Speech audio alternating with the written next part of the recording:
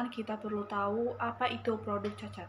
Menurut Siregar, produk cacat adalah unit produk yang memenuhi standar produksi dan dapat diperbaiki secara teknis dan ekonomis untuk dapat dijual secara produk baik atau tetap sebagai produk cacat. Penyebab timbulnya produk cacat, yang pertama itu karena sulitnya proses pengerjaan. Yang kedua, karena sifat normal proses produksi yang selalu menimbulkan produk rusak. Dan yang ketiga, karena kurangnya pengawasan produksi atau kelalaian. Faktor-faktor produk cacat. Yang pertama itu ada sumber daya manusia. Kesalahan manusia dalam proses produksi seperti kesalahan pengukuran atau pengoperasian mesin. Yang kedua ada bahan baku. Kualitas bahan baku yang buruk atau tidak sesuai dengan spesifikasi dapat menyebabkan produk cacat. Dan yang ketiga itu ada mesin. Kerusakan mesin dapat menyebabkan produk cacat serta pengoperasian mesin yang tidak tepat. Pada slide berikutnya, kita akan membahas tentang perhitungan. Dalam perhitungan produksi, kita tidak cuma menghitung produk yang selesai saja.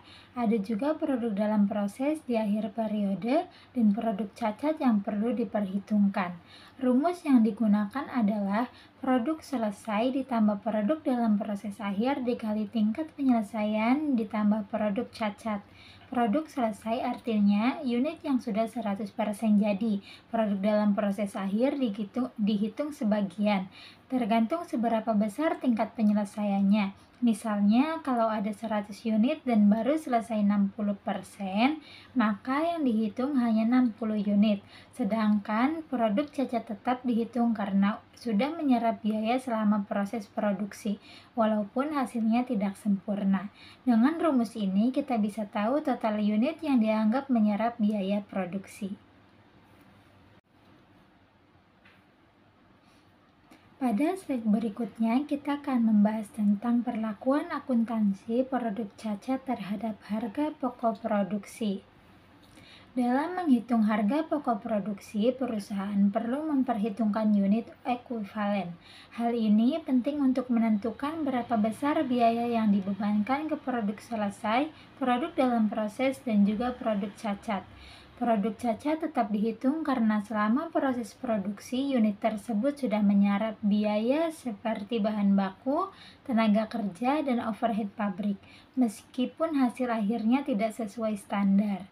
Dengan memasukkan produk cacat ke perhitungan, perusahaan bisa mendapatkan informasi harga pokok yang lebih akurat, baik untuk produk yang selesai, yang masih dalam proses, maupun yang cacat, sesuai dengan metode perhitungan harga pokok produksi yang digunakan, sehingga keputusan yang diambil perusahaan pun bisa lebih tepat karena didasarkan pada data biaya yang sebenarnya.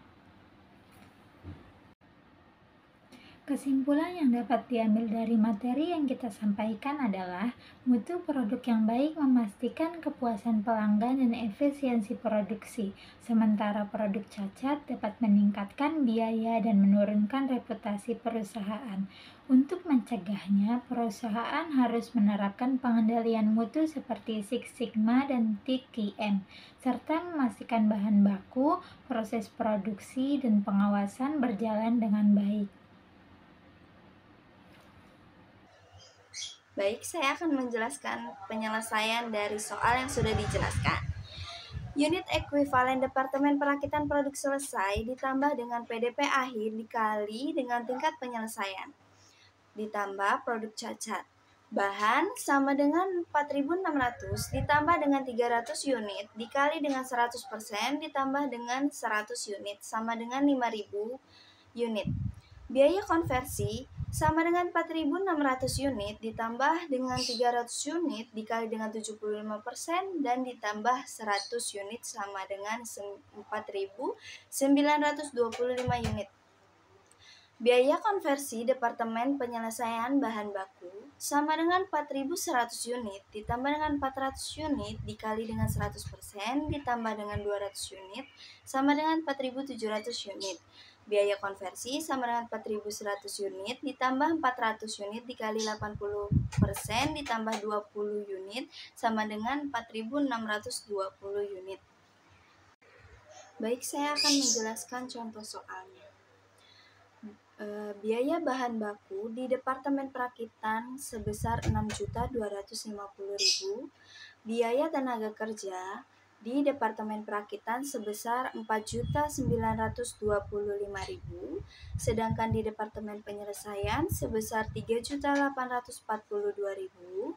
Lalu ada biaya overhead pabrik, di mana Departemen Perakitan memiliki Rp3.693.750. Di Departemen Penyelesaian memiliki Rp2.034.000. Lalu terdapat informasi seperti biaya perbaikan.